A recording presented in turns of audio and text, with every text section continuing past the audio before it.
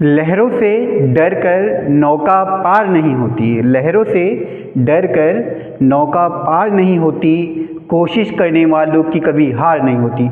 Welcome students, आप सभी का स्वागत है आपके अपने यूट्यूब चैनल जीत कोचिंग क्लासेज में।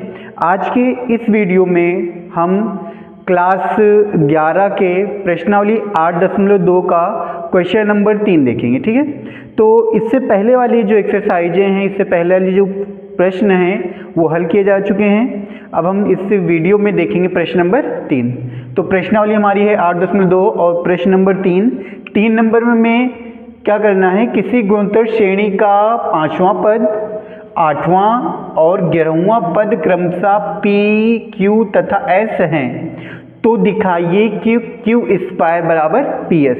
यानी इस गुणोत्तर श्रेणी के हमें 3 पद दिए गए हैं और उनकी सहायता से हमें क्या दिखाना है कि Q स्क्वायर बराबर P इंटू यस। ठीक है, क्या दिखाना है, Q स्क्वायर बराबर P इंटू यस। तो कौन कौन सा पद दिया गया है पहले हम इसे लिख लेते हैं। तो इस क्वेश्चन में दिया गया हमें 5वां पद, यानी 5वें पद को हम दिखा सकते हैं A5, ये बराबर हो जाएगा कितना, P के। ठीक है, 5वां पद कितना है, P के बराबर है। फिर इसके बाद दिया गया 8वां पद, यानी 8वें पद को हम लिख सकते हैं A8, ये बराबर दिया गया कितना, Q के। 8वां पद हो गया हमारा Q।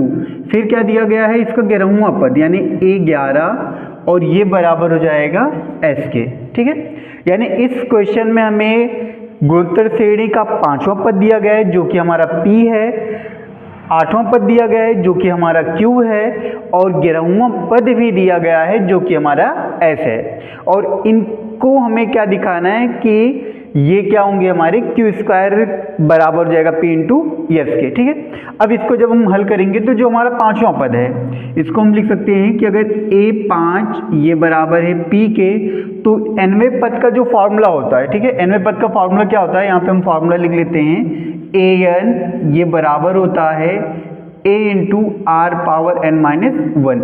ये हमारा होता है गुणोत्तर श्रेणी में nवें पद का फॉर्मूला। ठीक है, तो अगर गुणोत्तर श्रेणी का nवां पद जो है वो a into r power n-1 होता है, तो जब हम 5वां पद इसका निकालेंगे तो 5वां पद हो जाएगा a इंटू आर पावर 4।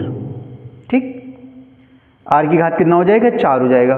क्यों 4 हो जाएगा, क्योंकि अगर यहाँ पे n है तो जो r की घात होती है, जो हमारे सारोनुपात की घात होती है, वो n से क्या होना चाहिए, हमेशा एक कम होना चाहिए।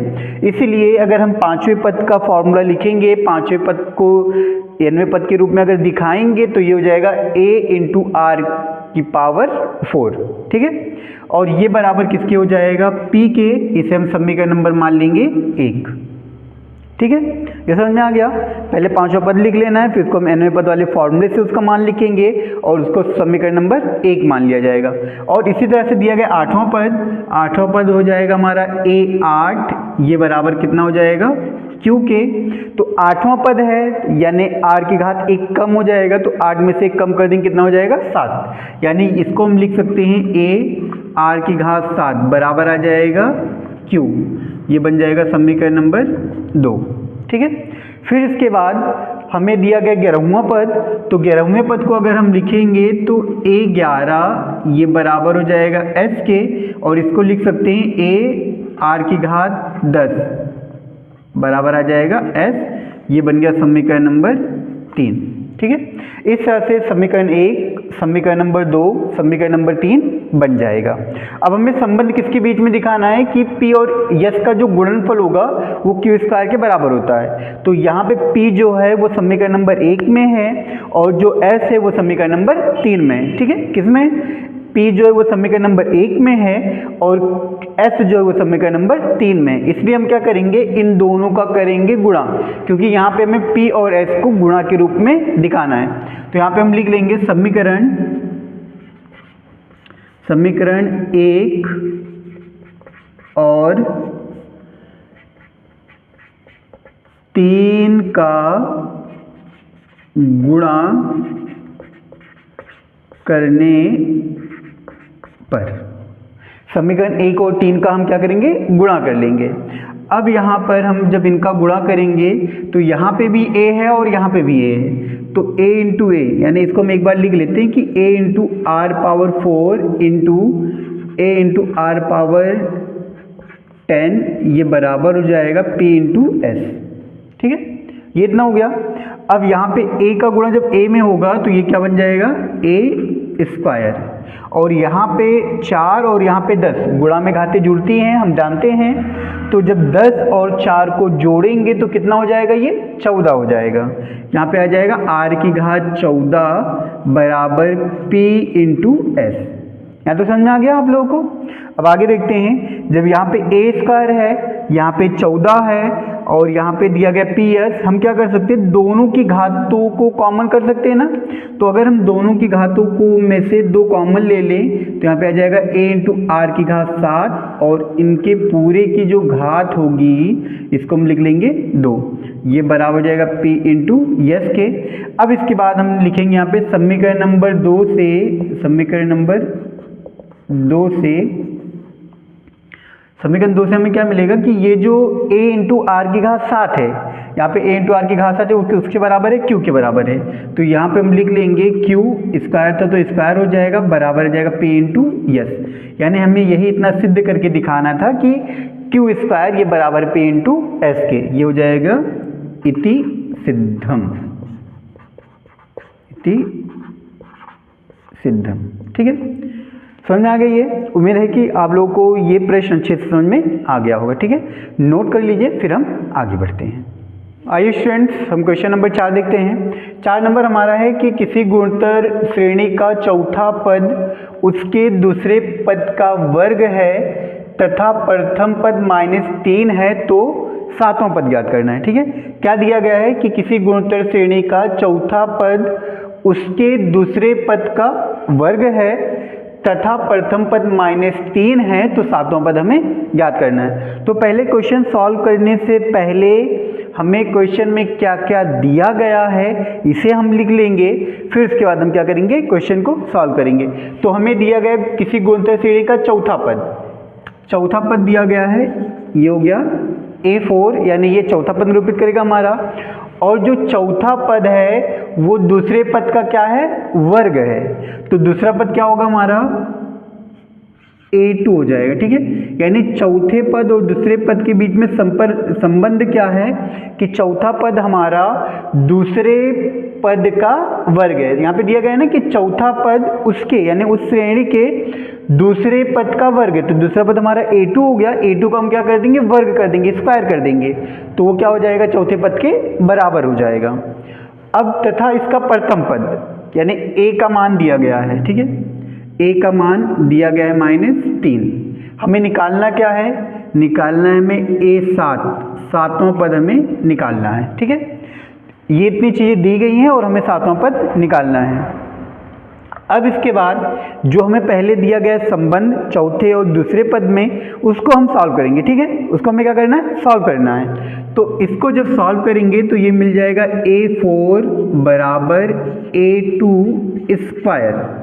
ठीक है, A4 का हम समीकरण nवें पद से लिखेंगे, तो nवें पद का जो फॉर्मूला होता है वो an बराबर a into r power n-1 होता है। तो यहाँ पे n का मान 4 है, तो 4 - 1 यानी कितना हो जाएगा, r की पावर 3, तो इसको हम लिख सकते हैं a इंटू आर पावर 3 बराबर हो जाएगा A2 है, A2 को हम कितना लिख सकते हैं, a इंटू आर, फिर इसका कर देंगे हम स्क्वायर। ठीक है, अब इसको लिखा जा सकता है a इंटू आर क्यूब बराबर हो जाएगा a square into r square. ठीक है, तो यहाँ पे हम देख सकते हैं कि a है और यहाँ पे स्क्वायर है, एक घात कट जाएगी, यहाँ से आर स्क्वायर से इसकी घात कट जाएगी, तो हमें मिल जाएगा, यहाँ पे बचे कितना, ये और ये कैंसिल होगा, तो यहाँ पे बचेगा r और a से a स्क्वायर कैंसिल होगा, आ जाएगा a। ठीक है, यानी r का जो मान है वो किसके बराबर है, a के बराबर है, तो r बराबर हमें कितना मिल जाएगा, -3। ठीक है, r बराबर मिल गया -3, a का मान भी -3 है, हमें निकालना है सातवां पद, इसलिए A7 बराबर हो जाएगा a इंटू आर पावर 6। ठीक है, सातवां पद निकालना है तो r की घात कितना हो जाएगा, 6 हो जाएगा। एक हमेशा कम रहता है, जितना भी हमें पद निकालना है उससे r की जो घात होगी वो हमेशा क्या होगी, ये कम ही रहेगी, ठीक है। तो यहाँ पे हो गया a इंटू आर की घात 6। अब इसके बाद ये बराबर हो जाएगा, a है, a का मान कितना है -3, फिर यहाँ पे हम लिख लेंगे ब्रैकेट में r का मान भी -3 घात 6 बराबर हो जाएगा -3 की घात 7, ठीक है। ये इतना आ गया इसका आंसर। और अगर इसे हम और सॉल्व करके लिखें तो 3 का हमें 7 बार गुणा करना है, ठीक है।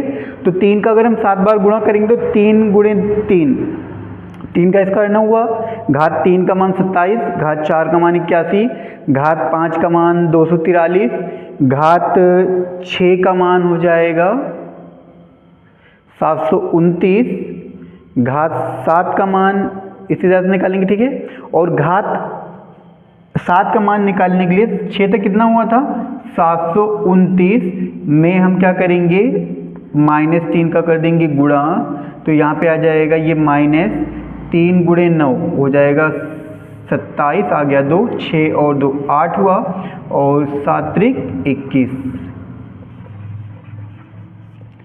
-2187 इसका कितना हो जाएगा, 7वां पद हो जाएगा, ठीक है। क्लियर हो गया यहाँ तक, ये क्वेश्चन समझ में आ गया सभी को, नोट्स कर लीजिए, ठीक है। तो बस स्टूडेंट्स आज के लिए इतना ही इस वीडियो में। हमने इस वीडियो में प्रश्न नंबर 3 और 4 को देखा है, इसके बाद वाले प्रश्न हम अगली वीडियो में देखेंगे, ठीक है। और इससे पहले वाले प्रश्न का वीडियो अपने चैनल पे पड़ चुका है, आप उसे देख सकते हैं, ठीक है। तो फिर मिलते हैं प्यारे बच्चों, जय हिंद।